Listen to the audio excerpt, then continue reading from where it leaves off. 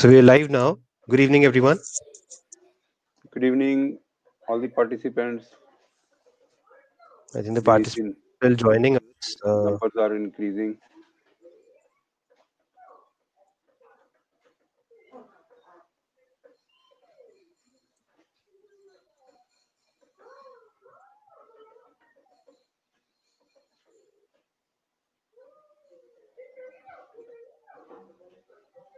So I think we will wait for 5 more minutes, and in the interim period, we can, of course, um, It's talk basic, to the people who basically joined us.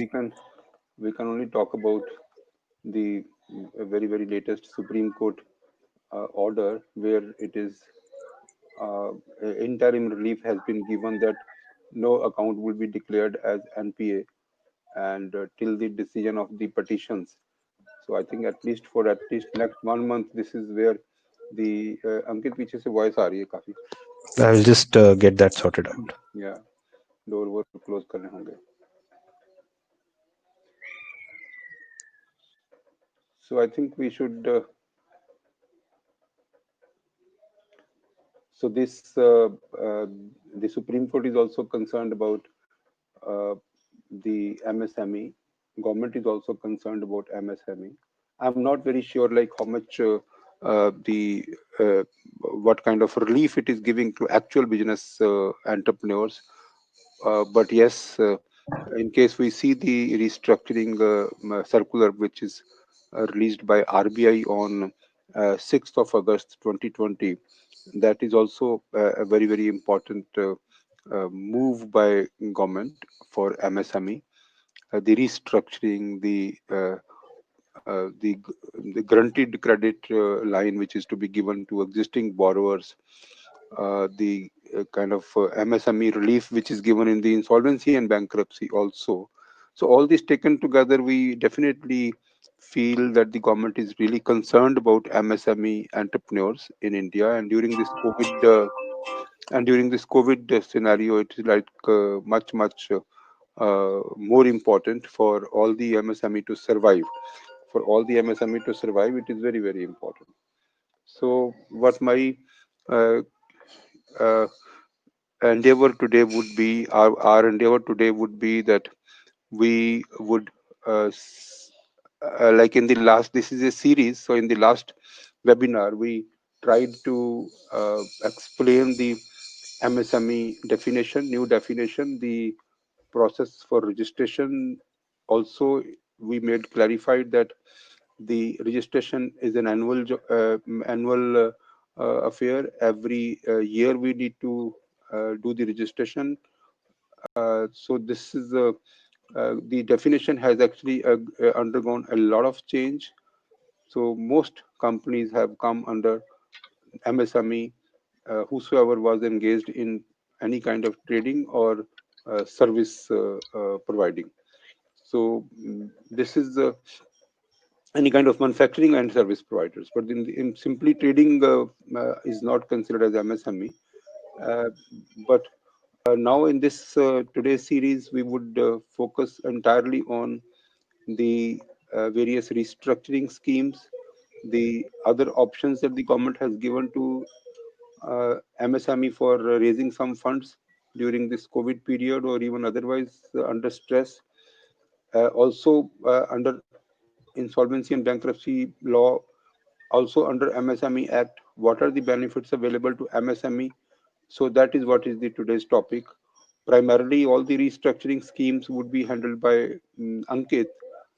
As I told in the last webinar, which was on Saturday, that was series one of this subject MSME.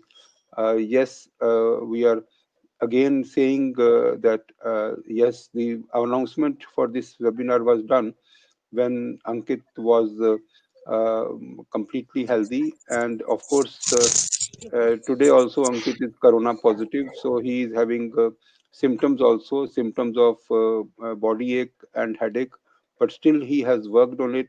So if there is any deficiency that you feel that there is there, as like normally the AAA webinars are much liked, but if there is any deficiency, please give it to the health and we assure you that in future this kind of deficiencies would not be there. It was not thought appropriate that we should cancel. In fact, the other partner which was supposed to join, Mrs. Rakesh Verma, is all she is at her home, and she's also corona positive as of now, and has symptoms that she is not able to come to this webinar. So she has asked us to continue, and this is where we are. This is what we are today. And yes, still we have done some work, and Ankit will take over as far as this restructuring schemes are concerned. Thank you, and I hope my throat is better today from last time. And apologies for Mrs. Verma not available today. She, of course, did apologize and did ask me to share with everyone that she really wanted to be here and present whatever she has prepared for. But yes, we are unfortunate that we will be missing her today. So we have already circulated this agenda as part of the banner that we had shared earlier. So today we will be talking about the RBI scheme for restructuring of stressed MSMEs. We'll be talking about the general emergency credit line. That is the 20% scheme that has been granted for all MSMEs and other businesses also by the government of India. And we will also discuss briefly about the mechanism and the mandate of the government to all the banks with respect to this emergency credit line.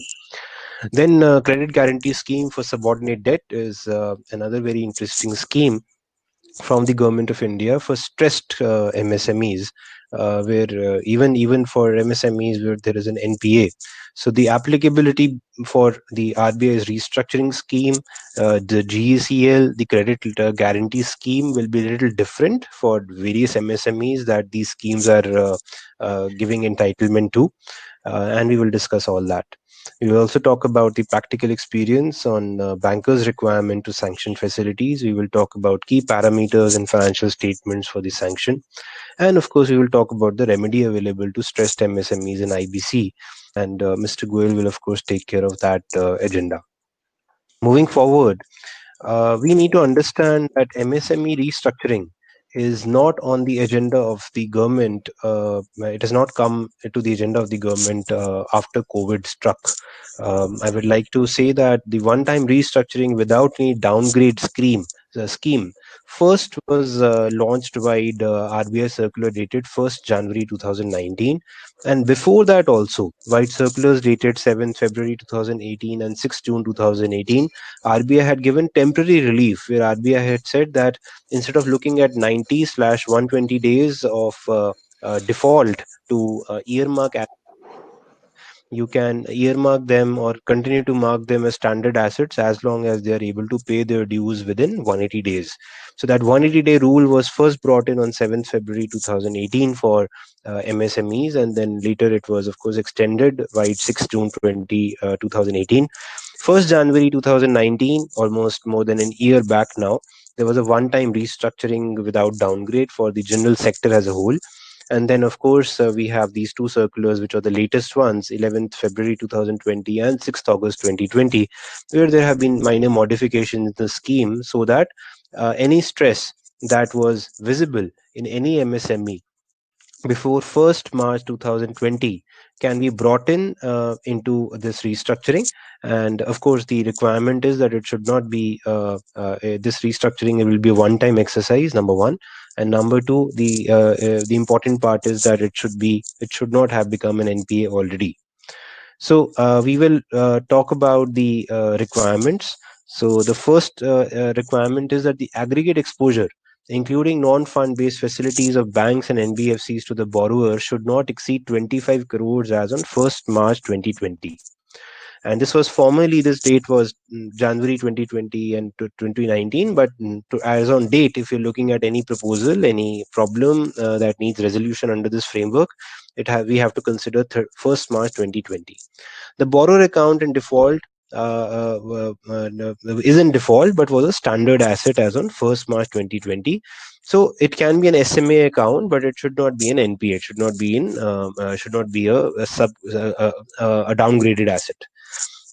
Borrower is registered under GST on date of implementation, and if GST is not applicable, then also it is okay. But if it is applicable to the borrower, in that case, the GST registration should be there. Restructuring is implemented on or before 31st March 2021. Now, this date earlier, as per the February circular, was 31st December 2020. It has now been extended to 31st March 2021. And in the earlier circular, that is January 2019 circular, it was up to March 2020.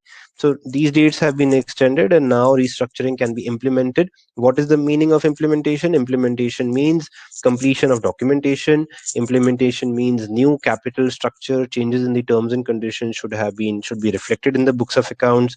The various documentation, what call can be, it can be with respect to new agreements being signed, new conditions being signed, fresh security, if any needs to be taken, that should be taken. So all this is completion of documents, and that implementation should be done and complete before 31st March 2021. The advantage of going through this one-time restructuring schemes for banks is that in normal circumstances, the banks can restructure the loan as per the 7th June 2019 circular of the RBI, and that restructuring allows banks to restructure. But it also says that there will be some provisioning that will be happening, and that provisioning can be, or you can make the asset standard again only after an year's normal compliance post the moratorium period. Now, what has happened now is that under this one-time restructuring scheme, the RBI has said that you don't need to provision. We understand that this is a special case scenario where we are doing this restructuring, and therefore we will not require you to create any provisioning apart from 5% of the exposure of the banks and NBFCs. That is the only provisioning required. Otherwise, you don't have to do any other provisioning. And you will continue, the banks will continue to maintain this as a standard asset in their books of accounts. Uh, then the banks, of course, have to put in a board approved policy. The accounts which have slipped into NPA category between 2nd March 2020 and the date of implementation may be upgraded. So this is also introduced in the latest circular. This was not there in the earlier circulars, where the banks, RBI has made it very, very clear that 1st March 2020, your account should not be an NPA. It should be a standard asset. Thereafter, if the account has slipped into being an NPA, then also you can upgrade it and you can restore it as a standard asset. Accounts classified as NPAs before 1st March 2020 may be restructured, but existing provisions as per existing policy, but after provisioning. So basically, then we talk about what if the restructured account goes bad. So if the account goes bad, or if we talk about accounts which were NPA before 1st March 2020, in those cases, the accounts can be reclassified, but that will be based on the circular that is already issued. It cannot be covered as part of this circular, and then you can make those accounts a standard account after 1 year of normal observing normal conduct. And you cannot restructure again once you have restructured under these circulars. These are one time schemes, you cannot restructure again. So, what do we do when we talk about restructuring? We need to be, of course, this is the theory. This is the one-time restructuring circular that we talked about. We also need to talk about, or we should talk about, what does it matter? What all does matter? What all can you do when you say restructuring in practice? So, typical scenarios are that you will have a loan, and that there will be a problem in the business, that the business is not picking up steam, the business is low, the business is not generating cash cycles or profitability for you to pay the interest or pay the repayments which are due as per your existing repayment charts. So restructuring is basically the practice where you can simply say that you can put your existing loan baskets and rebox them into different baskets that are more convenient for your business, or which you think you will be able to implement. The restructuring can also include additional facilities coming in from the bank, and this is therefore basically the restructuring. Talking about more about that, it traditionally banks will ask you to put in something sacrifice something. So what do promoters normally do? Promoters will normally say that, okay, we have an asset which we are willing to dispose, and after disposing that asset, we will be able to put in this much cash into the business, or we have some source of income that can immediately come to the business and revive the business, and that source will require this kind of initial funding, or an ad hoc funding, or an interim funding. So these are the traditional requirements. Coming to it will of I course will. depend on industry I would like scenarios. to add here, Ankit. Yeah. In my experience of restructuring of primarily MSME in the last 35 years, I have seen the first of all, the trust of the bank on the promoters is very important.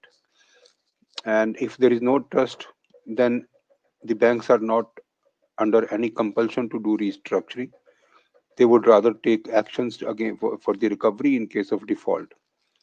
The For a good restructuring proposal, it is very important that we should identify the reason for the losses in the past, for the deficit in the working capital funding, and for the deficit in the cash accruals, which is not able to meet the servicing of the debt. So these are the three things which is very, very important that we must assess before we approach bank for any restructuring. Then in the restructuring proposal, it is also very important that we should say that whatever reasons were there, and those reasons will be met, those reasons will be solved in this manner, by some modernization, or by reducing the interest obligation, or by converting some kind of debt into equity, or converting some kind of working capital term loan, the funded interest term loan. All this is very, very important to say that in future, whatever has happened in the past would not be repeated. After this restructuring, my business would be able to service the debt.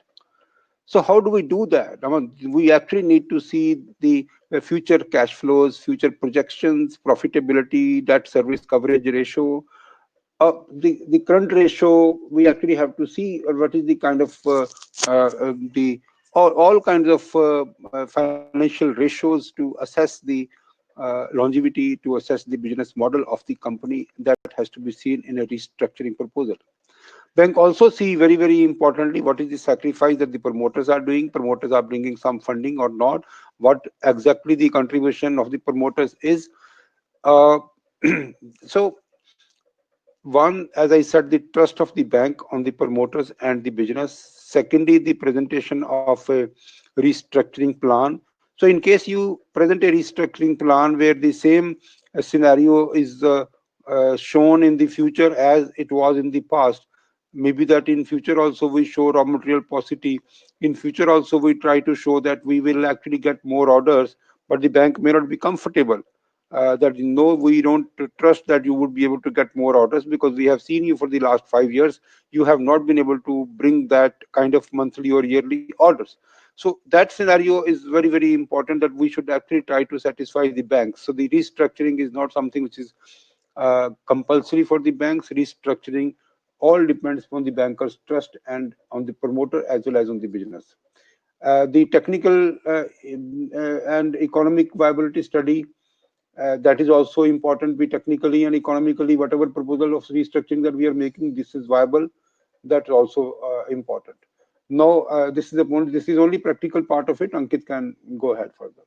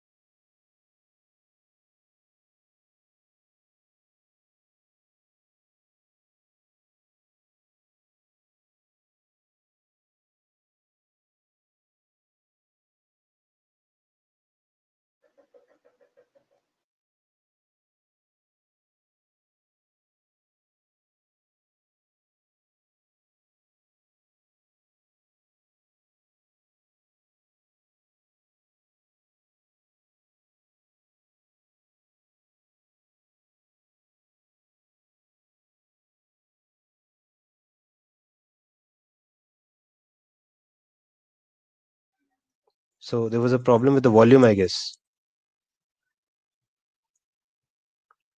Your volume is also not coming. I was mute, so there is no Yeah, voice. yeah, You yeah. you were also mute, I believe. Yeah, I was also mute. My bad.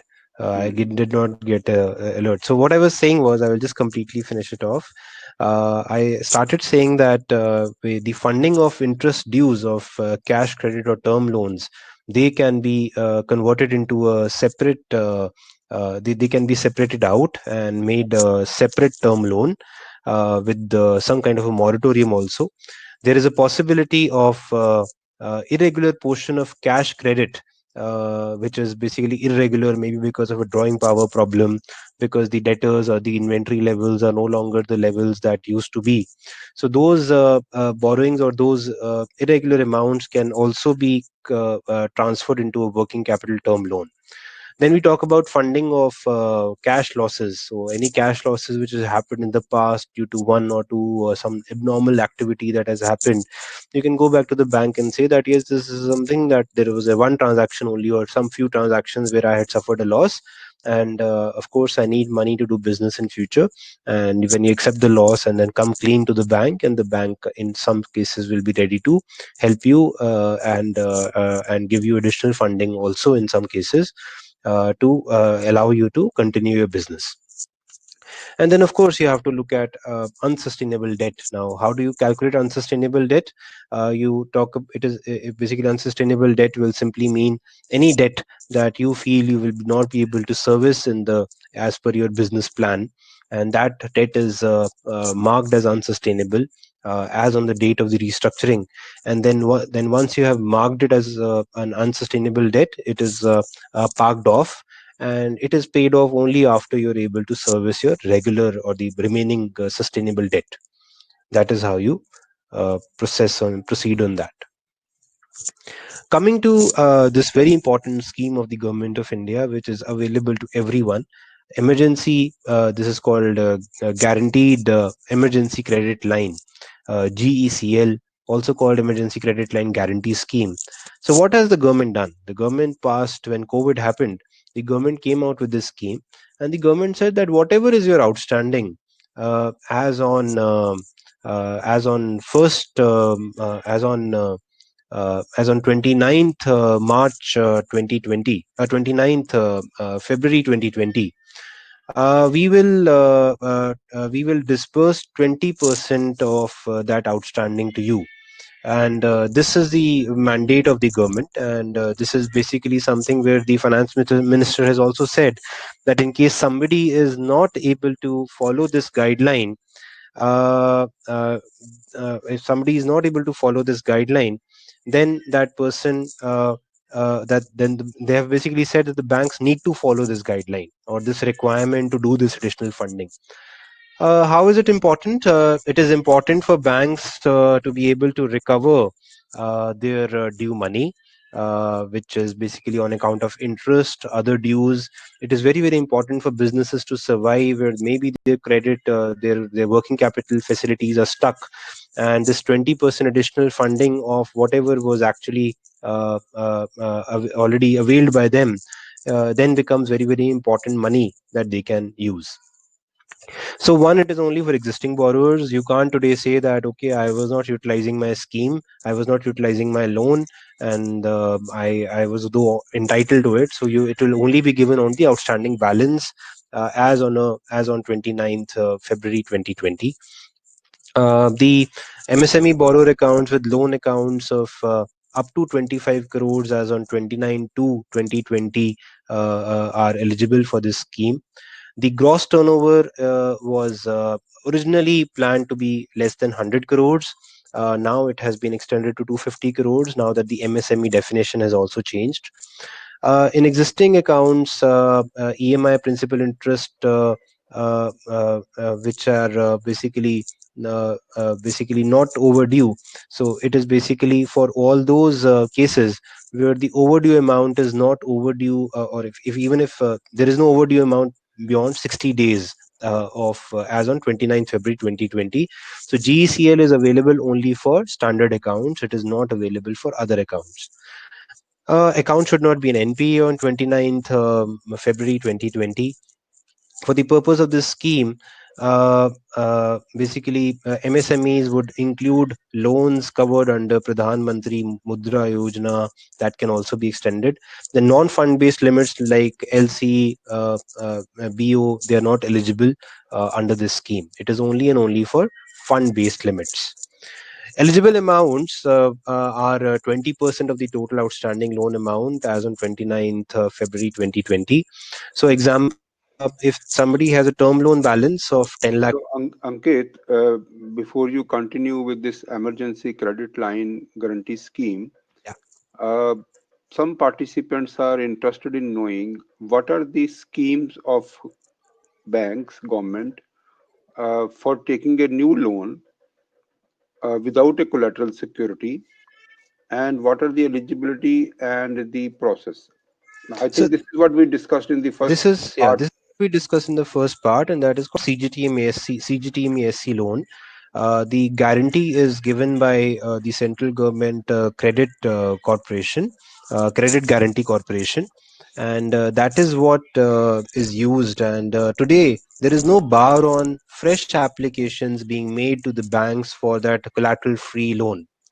There is no bar on that, and that can always be applied to the bank. The CGTMSE loan proposal can always be given to any bank after discussing about one's business model and how one wants to pay back this money to the banks. Yeah. So then, coming to the example that I was talking about. So in case, basically, the term loan balance of a company or a entity, borrower entity, is 10 lakhs as on 29th January 2020, and the CCA outstanding is 10 lakhs again. So the eligible amount will simply be 20% of this 20 lakhs, and this is how the eligible amount will be calculated. In case of CC account eligibility, in case the CC limit is 20 lakhs, but the CC outstanding balance as on 29th February 2020 is 15 lakhs, then the emergency credit line scheme will not be available based on 20 lakhs on the limit. It will be based on the utilized limits as on 29th February, that will be 15 lakhs. So if you were not using it as on 29th February, you're not eligible for the 20% of that balance. When what does happen then, what happens if the CC amount is having a credit balance or a balance where there is no outstanding for from the borrower towards the bank? We my Our interpretation is that in those cases the bank will not be able to give this credit guarantee scheme to the borrower. So, Ankit, any restructuring is possible for any account which is already NPA, declared NPA? Yeah, we will come to that on the next slide, the next scheme that we're talking about, and that is for NPAs, and that scheme will be available to them. With respect to the recent guidelines, where there were some modifications which happened, which maybe some people are not aware of. There was a clarity given that individual loans given for business purposes will also be covered under this ambit, and that is something that is very important because many banks had previously refused to give this extra 20% to borrowers, saying that you are an individual borrower, the loan has not been taken in your entity's name, and therefore you're not eligible. So as long as it is given for business purpose, even if it is given to an individual, you can ask for the 20% cap top up. What was then done was that the upper ceiling of the loans outstanding has been changed to 50 crores. So before it was 25 crores, now it has been made 50 crores. The maximum GECL funding can now therefore be 10 crores. Earlier it was 20% of 25 crores, that was 5 crores. Now it is 20% of 50 crores. Then the annual turnover ceiling was also increased because once the government notified the new MSME ceiling of 250 crores, the trust corporation, the central government trust, also increased the threshold to 250 crores for the annual turnover, because that was also an eligibility requirement. So the basically the very important news that came out in Economic Times, which simply said that the FM made a statement that in case any bank is refusing the credit to MSMEs, then they should simply escalate it to the chairman of the bank, to maybe the ombudsman in the bank, and they will find justice. And this 20% is compulsorily required to be given by the bank. So how is the government able to give people this, or give banks this mandate? That is because 100% of this 20% extra funding is guaranteed by the central government through their trust, and that is 100%. So if the banks are basically they have very very little credit, that they can very very limited risk or cost of capital that they have to incur for this kind of a loan. So this is basically a gist on GECL. I think GECL will have many questions, which maybe I can answer a few. I think the like what is the definition of turnover for the purpose of MSME definition? Is it inclusive of Turnover, GST or is it inclusive of GST or not? it is exclusive of GST, and one is basically we're looking at 1920 turnover. Yeah, yeah, yeah. See, like, is this guidelines say that the loans can be extended by up to 2 years only? Uh, then, like working capital term loan, the funded interest term loan, all So these amounts, to my understanding, can be extended based on the. this loan has to be given, can be given for a 4-year tenor, and the first 12 months of this See, 4 year is moratorium free. this question is regarding more regarding restructuring, where Okay. we convert WCTL and funded interest term loan. Hmm. And what would be the repayment period of WCTL and FITL? Is there any cap of 2 years there? I don't No, think there is a cap no, of there two is no years. cap of 2 years. It all depends upon the capability to serve the loans. So WCTL and FITL doesn't have any cap of 2 years. So this can be extended, but then be So maybe in case of maybe what the question might be, that what can be the maximum moratorium on any such facilities, yeah. and there I don't see any limit in the scheme of the government with respect to this regard. Some banks which have a internal restructuring circular might have an internal limit of not allowing more than 2 years of moratorium. That might be a separate issue, but that is again depending on, that will depend on bank to bank. RBI guidelines do not talk about any moratorium limit.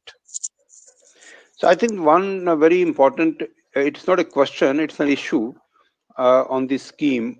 The scheme presently say, emergency credit line guarantee scheme presently say that in case I have a facility, sanction facility of 50 crores, and I have only outstanding as on the provided date, which is only 10 crores. So my entitlement is only on 10 crores and not on 50 crores.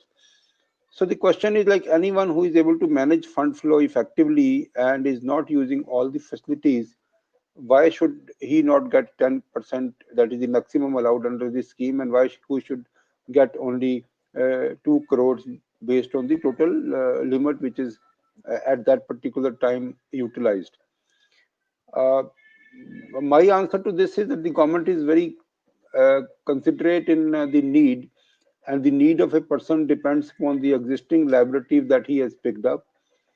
uh, it may be for some people, maybe it's a matter of chance that as on that particular date the imbalance is less, but in most of the time that my experience is that working capital facilities, it normally always utilized closer to the very close to the sanctioned limits, because my experience is that people don't leave it vacant unless they are expecting a liability in couple of days. So in case they expect a liability in couple of days, like LC or bank guarantee devolvement, so then they only leave balance in the, otherwise they consume it. So the policy, according to my mind, is correct that it should depend upon the outstanding amount and not on the sanctioned amount. Yes, Ankit, please continue. So this scheme as of now can be availed till 31st October 2020, although that might be extended. There is no guarantee fee that the banks are supposed to pay. This is 100% financed by the government of India. And the banks are, the interest is capped. The banks cannot charge more than 9.25%. Of course, it depends on the repo rate. NBFCs cannot charge more than 14% as part of this scheme. So I think there is still a question in the chat box, and like Ankit, please keep this slide only. This next Yeah, this one. yes was. So this is the loan to have 4 years tenure with moratorium of 12 months on principal repayment. This is only specific to emergency credit line guarantee scheme, and this is not for the restructuring scheme. The restructuring scheme purely depends upon the repayment capacity of the company. Repayment capacity is that depends upon the cash flow. That depends upon the very many other factors. So that would not depend. That is not, this 4 year is not for restructuring, and this moratorium of 12 months is not for restructuring. This is only for the emergency credit line guarantee scheme. And this 4 years is inclusive of 12 months moratorium, where 1 year is what is paid, 1 year is what is given as a moratorium, and then you have to repay the principal in the next 3 years.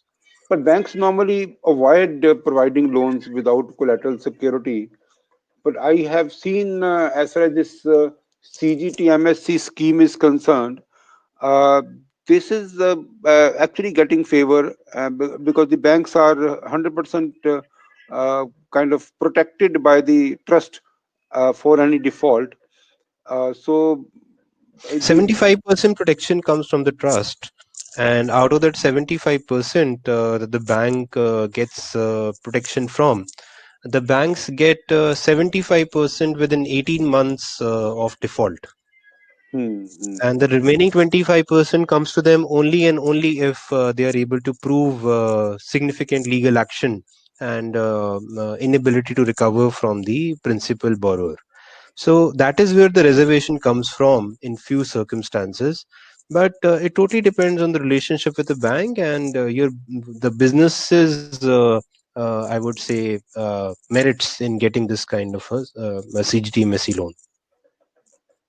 So for the CGTMSE loan, our experience is that if you go and present your project before the bank, and the bank will cover that under CGTMSE scheme, so they will not ask for the uh, collateral security. So this is also applicable to private banks. This is basically member lending MLIs. They are called MLIs, member lending institutes. So they have been given the powers to finance without collateral security and granted by the capital guarantee trust for MSME.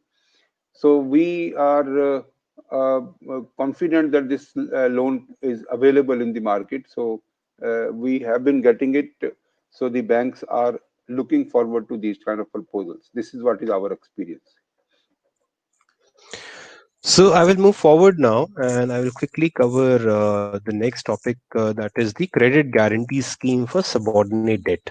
Now, this is a scheme which is for accounts which have already been declared NPA as on 30th April 2020.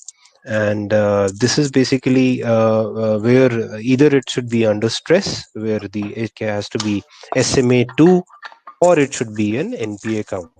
And that is where the scheme comes into being, where the banks are allowed to restructure the loan and restructure the loan in a way that the challenge in restructuring comes in that where does the promoter bring in his 15% or his part of contribution into the whole restructuring scheme. So there, what government has done is government has come out with this credit guarantee scheme for subordinate debt, where they have said that uh, the bank will give the promoter this 15%. What is this 15%? 15% is 15% of your total investment which the promoter has already made in the company. It has nothing to do with the borrowing. 15% of the investment or money that the promoter has put into the company, whether that is in form of equity or whether it is in the form of debt. So quasi capital debt, related party debt is also covered in this scheme. So what happens is that you compute that 15% and then compare it with 75 lakhs, whichever is lesser, that is what you can get. The bank will sanction this amount in your individual name, in the promoter's individual name, and then the promoter will bring this money into the company as equity capital, and that will be promoter's contribution towards the business, that will be counted as that. And then the bank can perhaps also restructure and add some facilities that the bank will like to add to the whole package for the revival of this MSME. And this is for accounts which are not standard. This is also for, of course, only those accounts where the business is continuing and the business can be revived.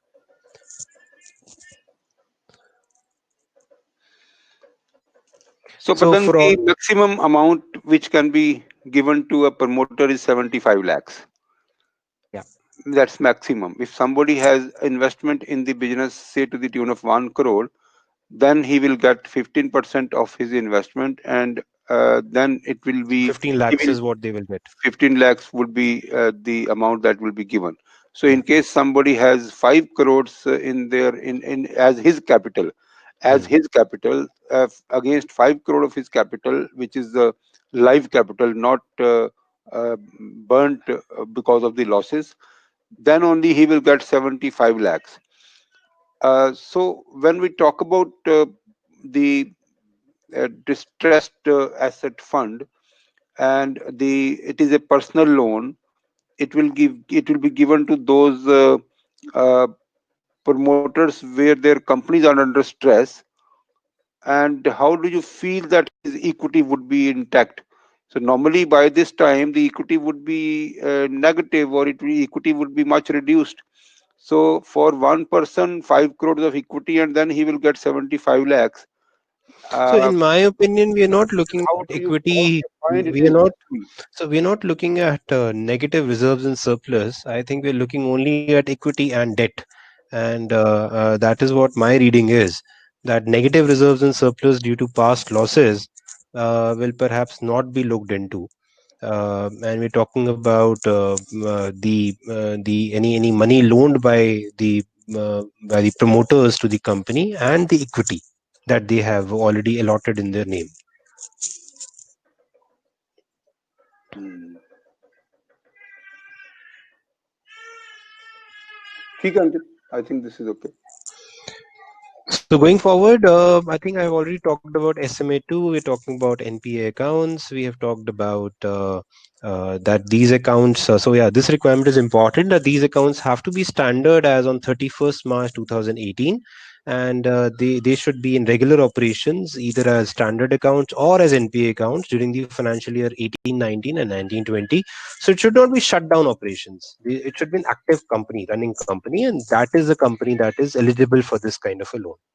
Of course, fraud, willful defaulters accounts will not be considered under the proposed scheme. But then Uh, we also have known that if any company has already gone through a restructuring scheme, mhm. then that company also would not be entitled to credit guarantee scheme. No, that company though for the emergency credit line. Is So, that correct? so emergency credit line is something which is available. It does not there is no bar that if somebody has already got restructured, he cannot get the emergency credit line. Emergency credit line is a different thing altogether. Of course, somebody has to be having a standard account. Restructuring is not a bar on GECL. Okay. But yes, what has happened is in that one-time restructuring scheme for MSMEs that RBI has come out and which they have clarified in August again in the recent circular, is that they're saying that you can only restructure once under this scheme without any provisioning. In case you want to restructure again, you can restructure. But in that case, you have to follow the June 7 circular and then do the necessary provisioning in the books of accounts. Uh, but then, like, we have a client who says that he went to bank for this emergency uh, granted credit line. So he was told that your account is a restructured account, so it is not applicable to you. So So restructured in accounts. my opinion, I have not read or faced any situation where a restructured account is not eligible for this. I can study on this further, and maybe the person who is putting this question can put in a separate mail also, and then we can address it. Okay, okay, okay. So, loan account is basically other conditions of this subordinate debt are that the loan account is not to be wholly or partly utilized for adjustment of any previous outstanding debts. So it has to be used for not used for past repayment of past dues. Of course, the MLI should ensure that this money that they have given to the individual as a loan must come into the company as equity or quasi equity or sub debt, and MLI should carry out their own due diligence to assess the viability, need, and requirement of subdebt facilities. Personal loan will be provided to the promoters of the MSME. So this is, I think, is all covered up already. Guarantee fee in this case is 1.5%, not very important for all of us. And then tenure for this subordinate debt can be 10 years, up to 10 years, and it can have a moratorium of up to 7 years. So this is the moratorium and the allowed. Of course, the assets that were mortgaged to the MLI, they will be, of course, be put as second charge for these facilities. So I So the think, banks are, see, one person is also answering on the chat box that since this since because of the restructuring, it has been downgraded once, because see the restructuring without downgrade is a recent scheme. But somebody who has got the restructuring in a previous restructuring scheme where it was downgraded, then the GECL is not given. yeah, so GCL has to, then the status has changed. Then there is a downgraded account. It is not a standard account as on the date of Yes, cutoff so date. the restructuring in a circular which is prior to the last circular, in case you can come back to the same screen where we are actually talking about all the restructuring circulars. So this clarification is very, very important, because see, there is a the circular dated 1st January 2019 is a circular which is one time restructuring without downgrade. Yeah. But prior to this, all circulars were basically with a downgrade. So prior to this, there was no one-time restructuring without downgrade possible. Yeah, but It then was, it had to have a downgrade. it had to had a downgrade. So like Yeah. one the person who is talking, he was probably Restructured prior to that, restructured or prior to not 1st not January under this circular, 2019, not under this circular, not under perhaps. this circular or not under 11th February.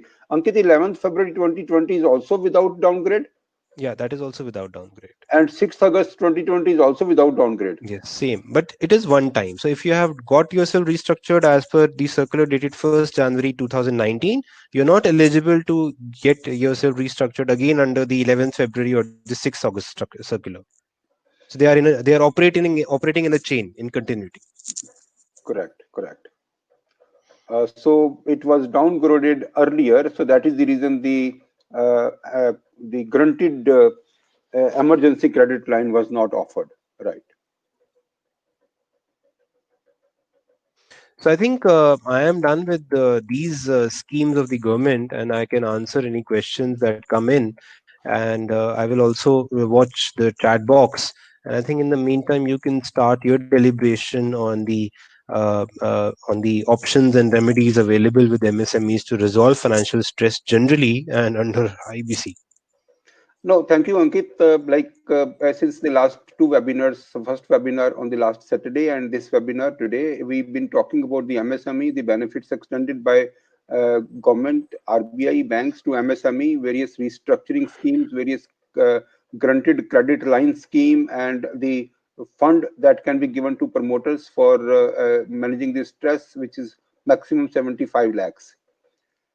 Uh, while it is a good effort by government based on whatever resources the government has, but still this is not considered sufficient for all the MSME sector in the country.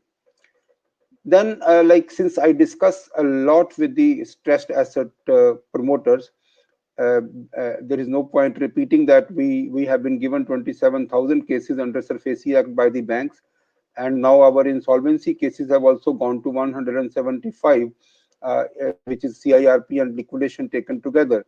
So the experience even before the SARFAESI, the experience of handling restructuring for various MSE units, MSME units, that of course keeps me thinking, but this is not a real this is not a real solution to the problem.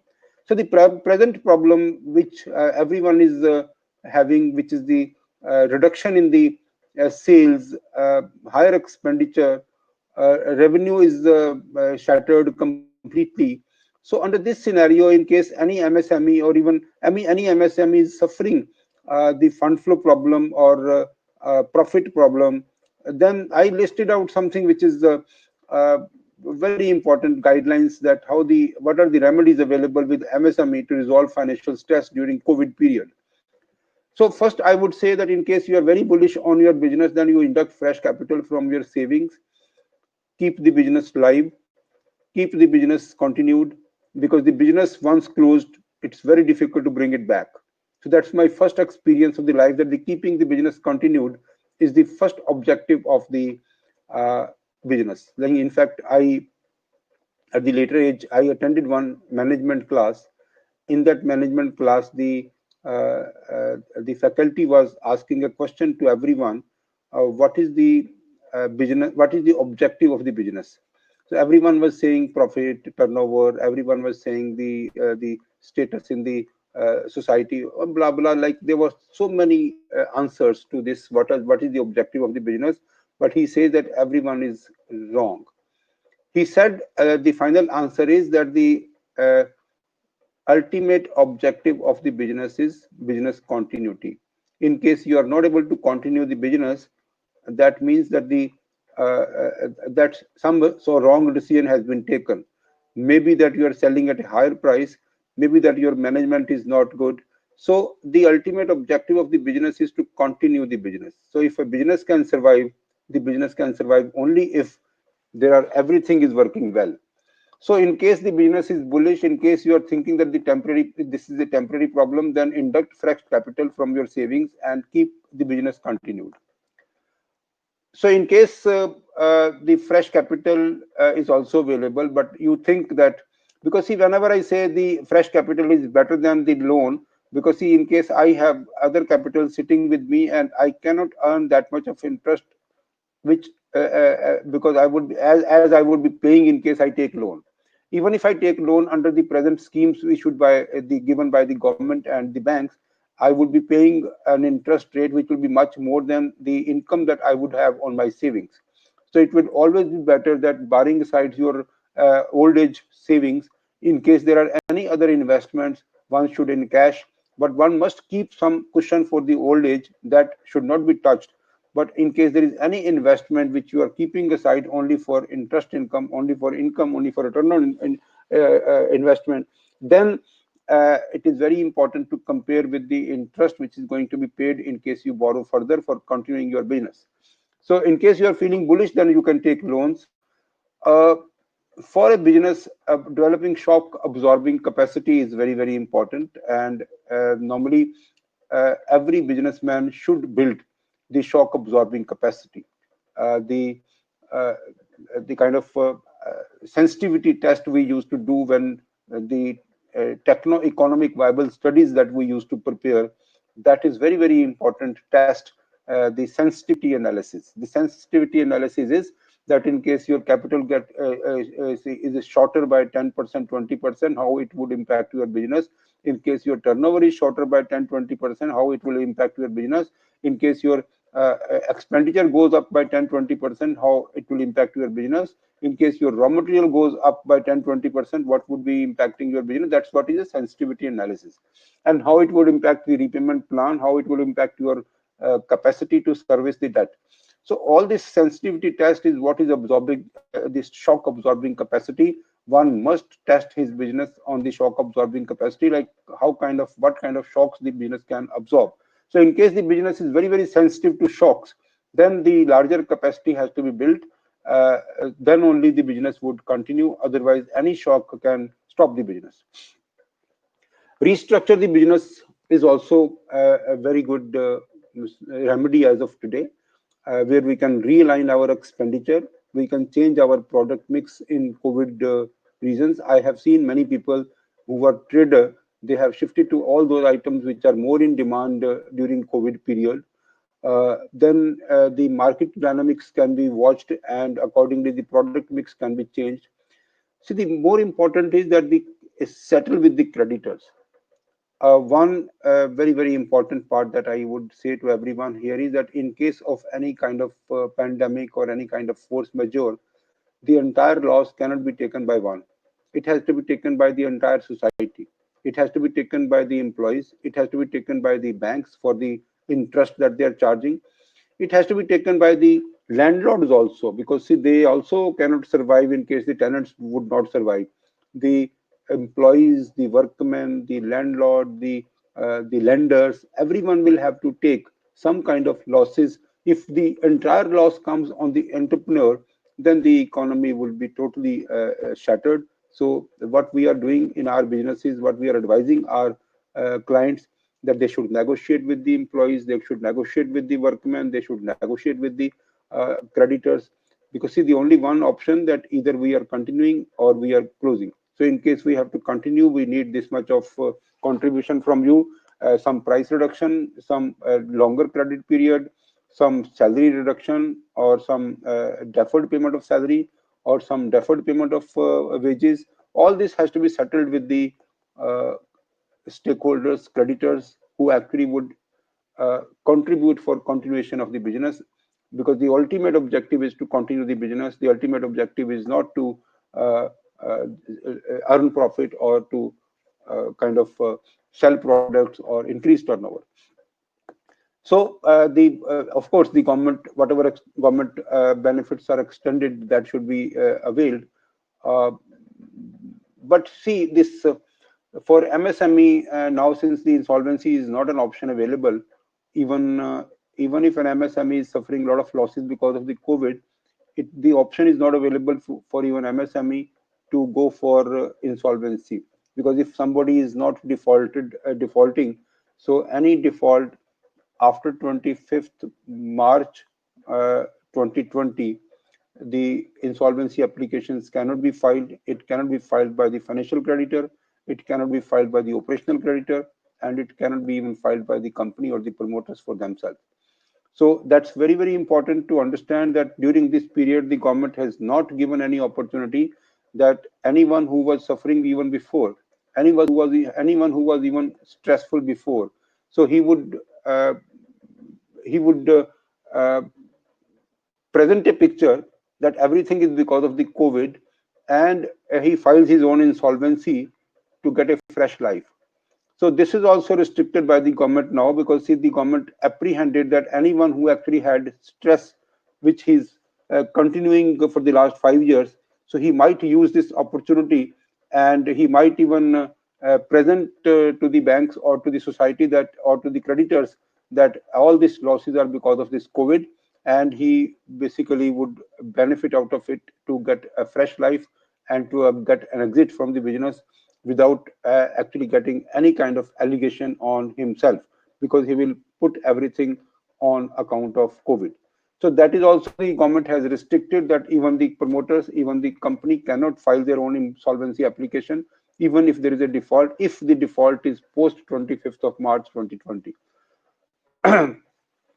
But of course, like in case we file our own insolvency, the bank will file the personal insolvency of the grunters. That may be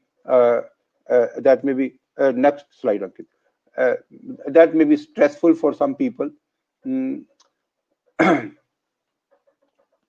uh, as I said, the settlement with the defaulter, like this, see, this was the option with the MSME entrepreneurs. Now let us understand the options or remedies available with MSME against defaulters.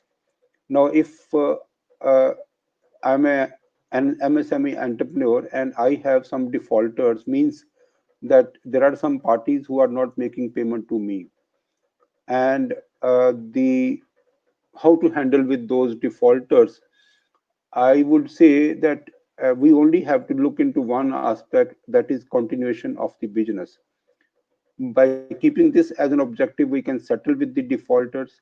We can for continue for, we see with an objective to continue the business, and we can share some loss. Because see, in case I don't settle with them, so presently I don't have any option. I can't even start insolvency against that defaulter of mine. So what option I have? So if I have some checks, the courts are also functioning at a very small capacity.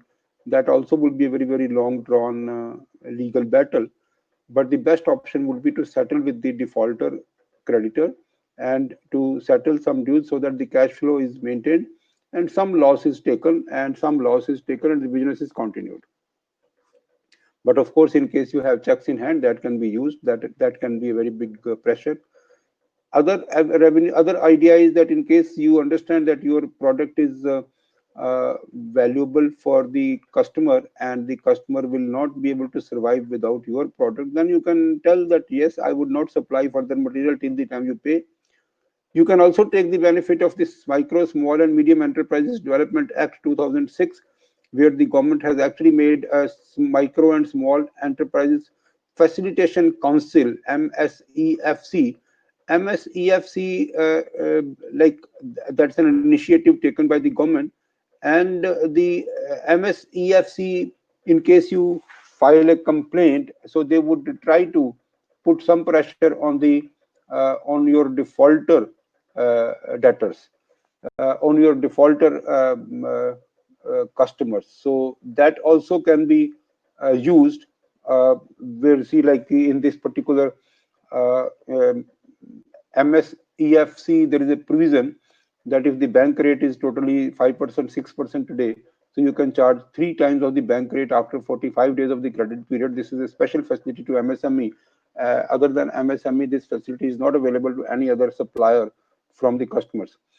Uh, Now, since the amount has actually gone up to 1 crore, so in case your customer is defaulting for more than 1 crore, we still can be, application can still be filed, but of course, that default should be prior to 25th of March 2020. It cannot be filed if the default is after 25th of March 2020.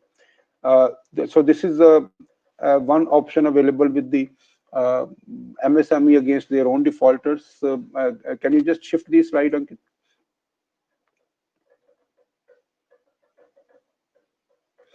Now, the option available, remedies available with the suppliers, workmen, employees of MSME in case of default.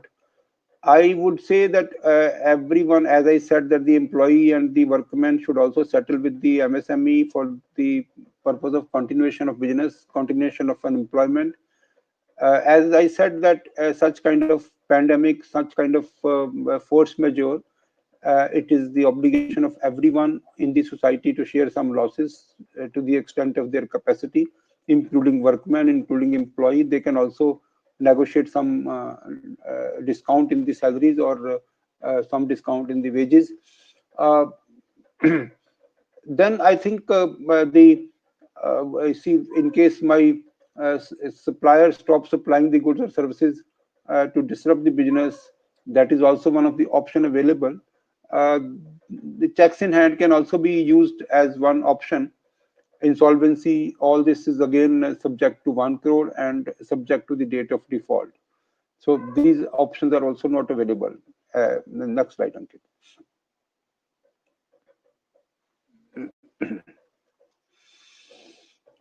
Uh, Now let us understand that if MSME defaults and the what are the options available with the bank or the secured creditor.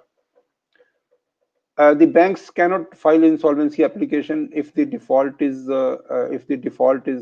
after 25th of March. So the bank doesn't have that option. Now even the Supreme Court order has come. The bank cannot even declare an account as NPA during this period.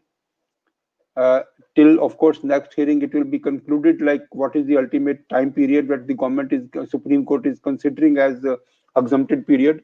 That's not yet settled, but because it is for the time being, the banks cannot declare any NPA during this period till the time this Supreme Court judgment is prevailing. Then the banks, in case the banks go to SURFACE, although there is not banks are not stopped, but the SURFACE needs a declaration of NPA. So the banks would not be able to declare the accounts as NPA, so they would have no option to go to SURFACE also, as per the Supreme Court judgment. When the NPA cannot be declared, then the SURFACE cannot be applied. SURFACE for application of SURFACE, for invoking SURFACE, NPA status has to be there. Otherwise, SURFACE is not applicable. Uh, I think the restructuring, rescheduling is the best option with the banks or with any other secured creditor, because that actually will keep the business as continued. And once the business continued, their value of the asset will be maintained or it will be maximized. The RBI has extended period. NPA would not be declared. Action under SFAC, IBC is not available. So the bank can also invoke personal guarantees once the account becomes NPA. But it is actually the bank doesn't have any option nowadays in case of any default after 25th of March, except for restructuring. So the government has rightly announced the restructuring scheme. Every MSME borrower uh, would be seeking restructuring during this period. So our experience of restructuring proposals may be utilized during this period, because if the restructuring, for getting the best benefit of the restructuring, for getting the actual amount of uh, the additional loan facility, working capital term loan, funded interest term loan, the segregation of sustainable debt and unsustainable debt. All this is very important for a person who has who actually would like to go for restructuring, so that finally the restructuring sustains for the term of the restructuring, and it should be as genuine as it can be, and also it should be acceptable to the banks. So with this, I would say that restructuring is the only option for any default after 25th of March 2020. Other than restructuring, there is no option between the banks and the borrowers. So every MSME would, or even the larger, large scale companies also, everyone would go for restructuring, because the banks or even the borrowers, they have no option except for go for restructuring and to take the benefit of restructuring. One caution, that while we go for restructuring, you would always push for the best restructuring, whereas the bank would push for a restructuring where their exposure is not increased. Banks will always try that their exposure should be restricted to the same amount, and however, they would be converting some part as funded interest term loan. They would give some interest relief. They would convert some part of working capital deficit into working capital term loan. They can convert some of the surplus fund lending, surplus borrowing into the term loans. So all this is the banks would insist for something which is only and only passing on some benefits of time and some benefit of interest. Whereas for actual restructuring, some additional funding is required, and long-term term loans and long-term interest benefit is required.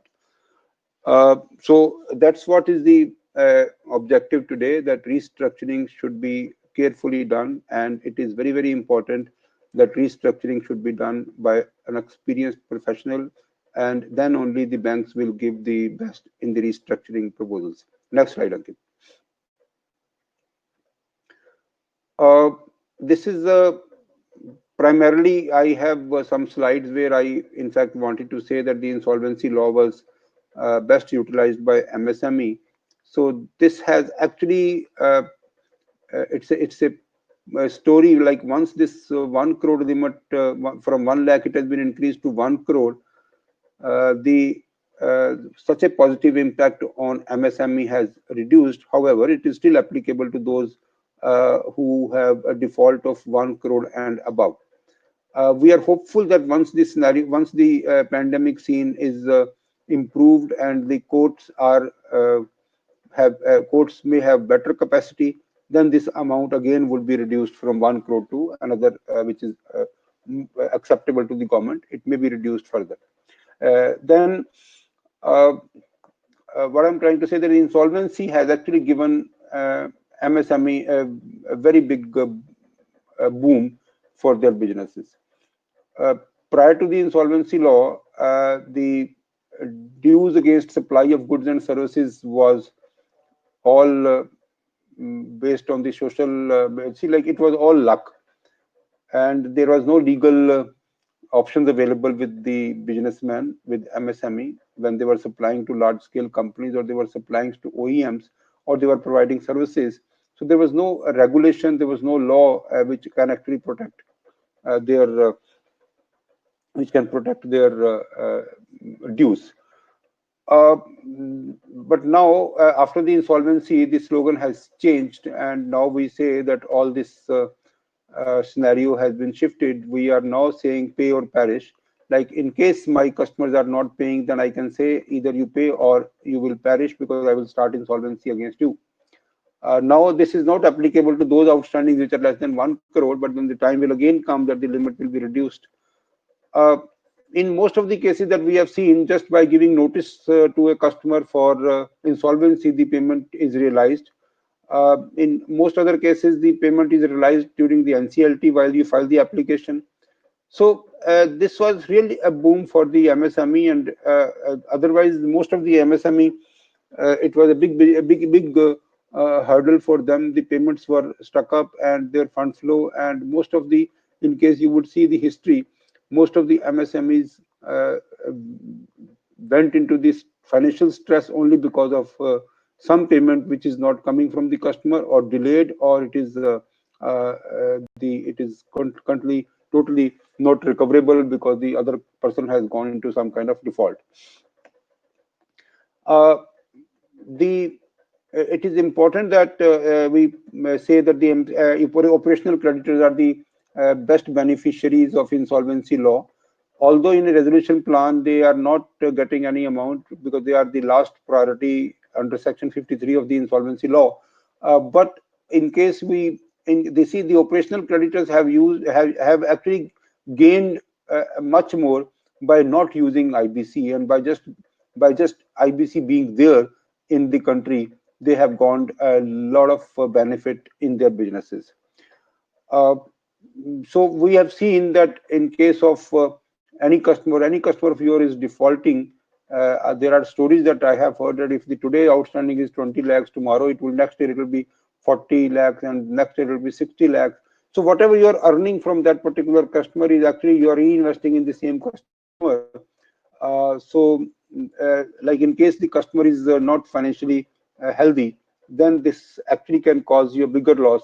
So the action can be taken while the default started, and immediately the customer should be given a notice so that the uh, bigger loss is averted, and the at a smaller loss itself, the customer is very clear now that I have to pay, otherwise I will perish. The companies keep begging after supplying, but now it is not like that. Uh, one again, I am repeating, it was when it was only 1 lakh of rupees outstanding, and the application filing fee was 2,000 rupees. Everyone was very happy that we are in a better situation, and the customers were actually making payment to the suppliers. So this is the entire story of IBC, which is beneficial to the Ankit. Again, next slide, please.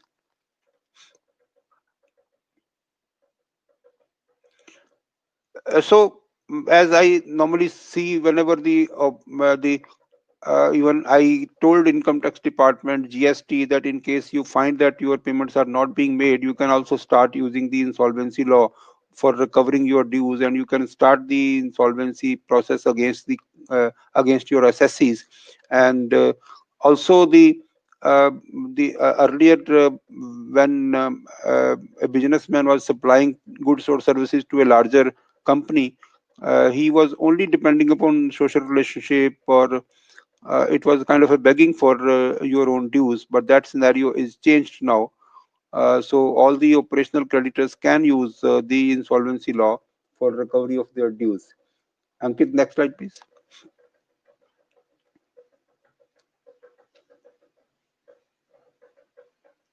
So it is very simple. You give a notice, and then I said that 2,000 rupees is the application fee. I have already covered this.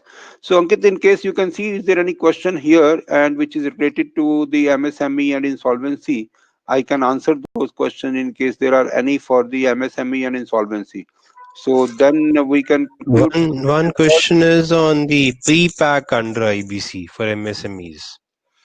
Yes, the So pre-pack. what's the update on that? And Pre-pack is also, it can be operated right away, because in case any MSME unit which has liabilities, and there is a customer available for that particular unit, but that customer wants the company to be very clean and without any legal hassles, then the customer can say that now we have decided a price with you, and based on this price uh, we can apply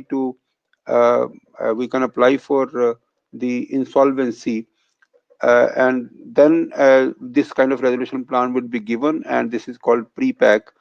But in that case, the pre-pack is not presently legal in this case, because whenever a resolution plan will come, it will be open to others for submission of the resolution plans. So then at that time, while the pre-pack party is submitting the resolution plan as per the agreed terms and conditions with the promoters, somebody else can also submit a resolution plan which can be better, and the committee of creditors can approve the better one.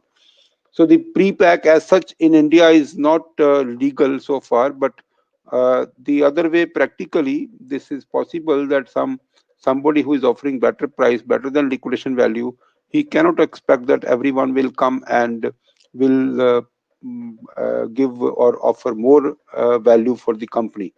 So what we understand is pre-pack have better value, because the pre-pack person actually will get better time to for the due diligence. He will also have the promoter on his side, so he would be able to revive the company better, rather than a resolution applicant who is coming from the market and he doesn't have much information available with him, so he would have many doubts, so his offer would be much lesser. So in pre-pack, if the offer is better than the liquidation value and much more than the liquidation value, that is practically possible today also.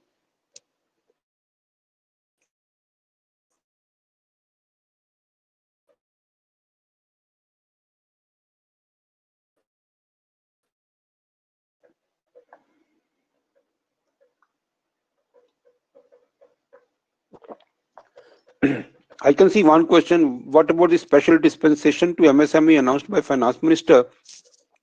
I think this was the guaranteed emergency credit line only, Ankit. I think you are freezed, Ankit. So I can take up pre-pack, and then the special dispensation to MSME, a special dispensation to MSME announced by the finance minister. I think this is only the guaranteed emergency credit line. This is a special dispensation, and nothing more than that. Ankit may be knowing better, because what is the announcement by the finance minister regarding special dispensation to MSME? I think this was only the granted. the GECL is what the finance minister is after, where they're saying that yes, that has to be given. That is number one. Number two is, of course, if GECL is not enough and an account is still slipping into NPA, then that account can be one time restructured if that was a normal account earlier. If an account is requiring restructuring where the promoter is not able to bring in any contribution, then that 15% scheme is available. And then there is a fund of fund that is called also called that is called Digital India. Sorry, I will just come back with the name of the scheme. I'm just missing it right now. So in the meantime, Ankit, I would also say the special dispensation under IBC, which is proposed by Finance Minister, and IBBI is working on that. Uh, we were called for the suggestions, what kind of special dispensation should be there for MSME insolvency process. So the suggestions in those cases we had given, and one very important proposal from the IBC is that for MSME units during insolvency process, during CIRP, the control and custody of the business would not be taken by RP. the control and custody of the business would continue with the promoters directors. So that's a very big relief for MSME.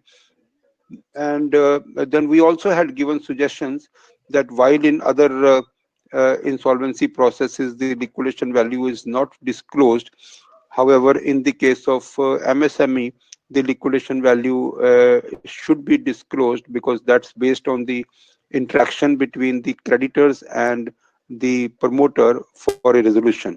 Because in case the resolution has to be given by the promoter only, then the liquidation value should be considered, because then only the bankers would be able to settle with him, and the final settlement will be approved as a resolution plan. So that kind of special dispensation for IBC is under process. The IBBI is in the process of making regulations. We've been called for one or two discussions. So that is something which will definitely see the light of the day, maybe very soon.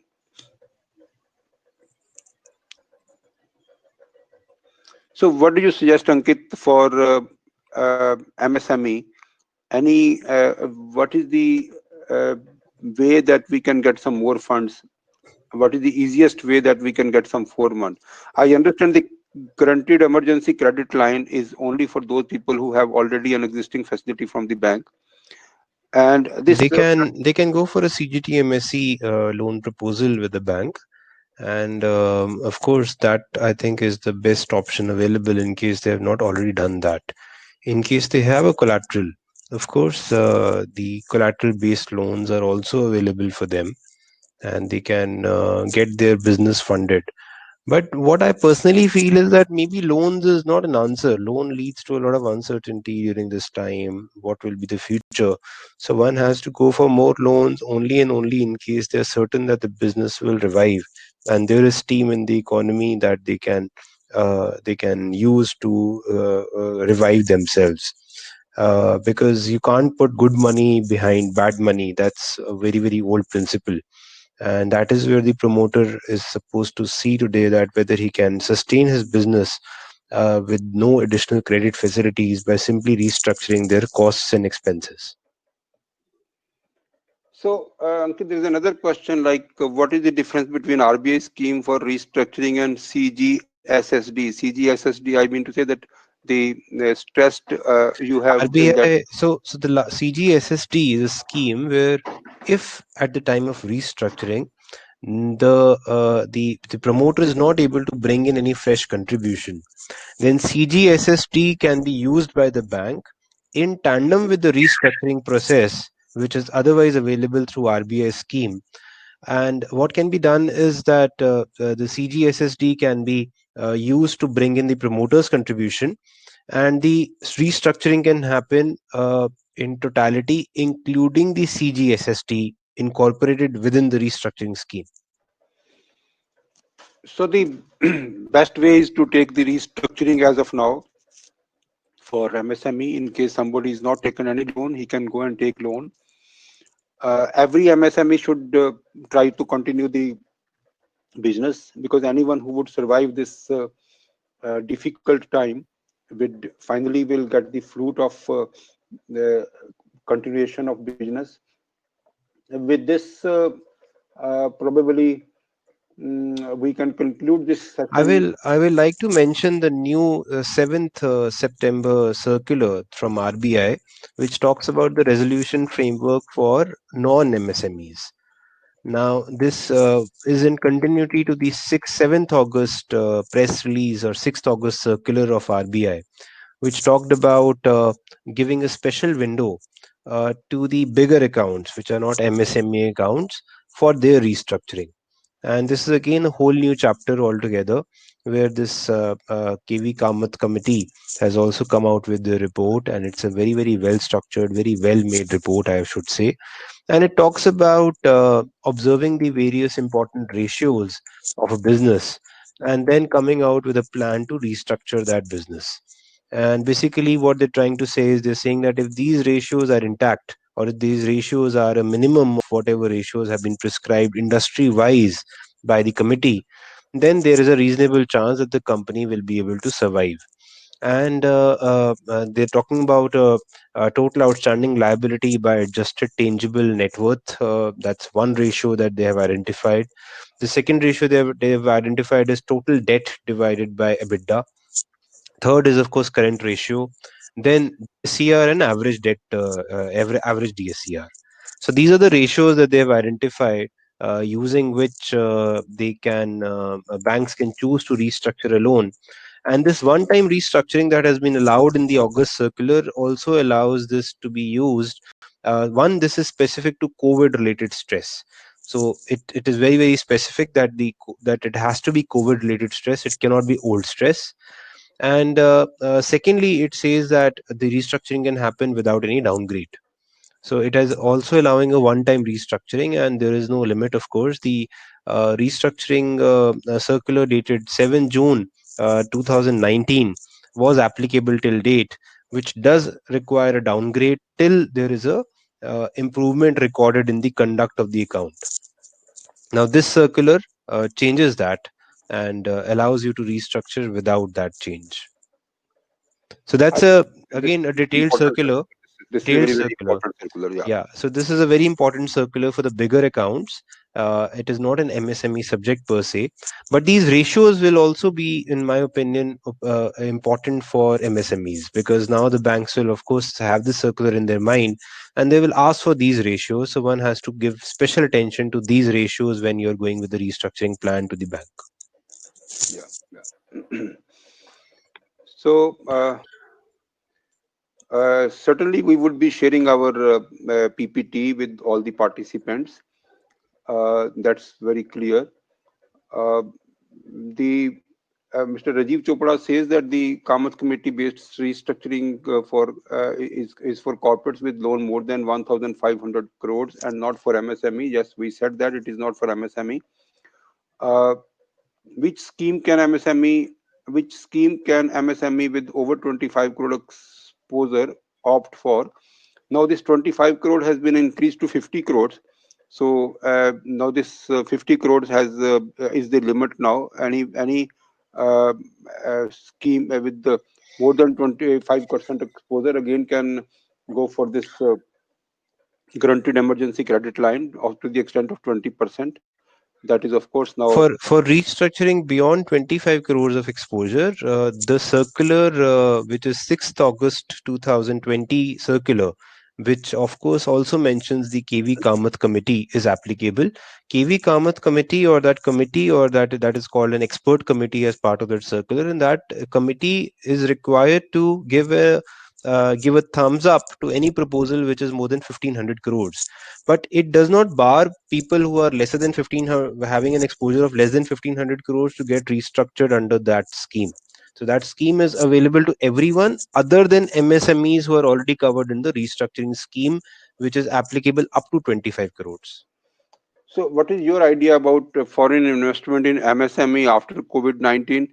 So, it's a very generalized No, question. There is no yeah. restriction. There is no I don't think there is restriction. any change. Rather, some sectors were simplified by the Foreign Finance Ministry.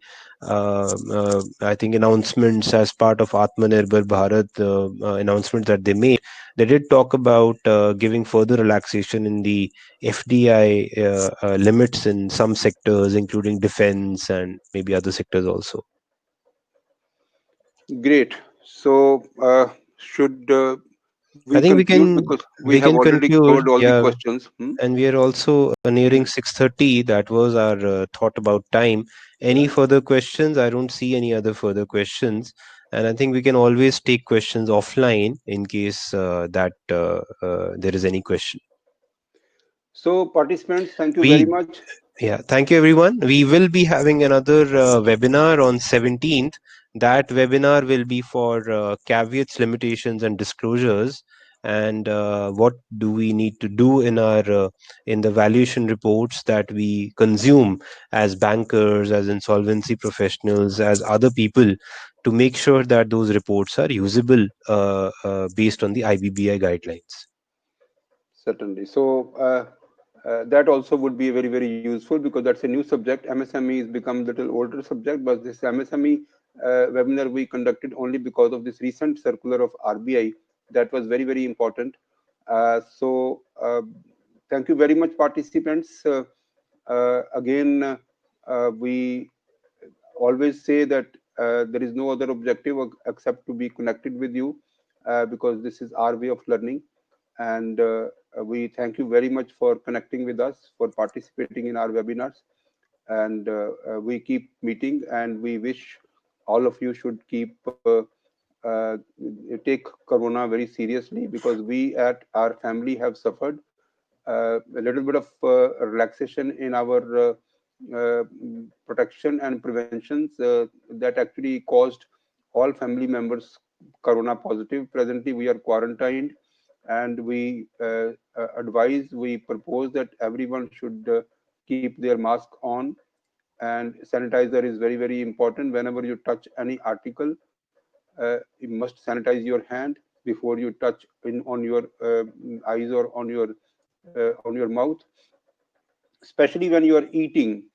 And at that time, you should not be close to people, because when you are talking and you are eating, and the droppings from your mouth can actually go into the plate of the other person. So that's a very, very risky scenario. While we are in the open area, then it might not be. But while you are actually collectively eating somewhere or drinking somewhere and talking also, that is very, very risky, because the droppings of one person can go into your food, and that is a very, very clear catching of corona. We have suffered, so we are saying that please take care of yourself, keep yourself safe, take all the precautions. Thank you very much. Thanks a lot. Thank you, everyone. Thank you so much. Signing off.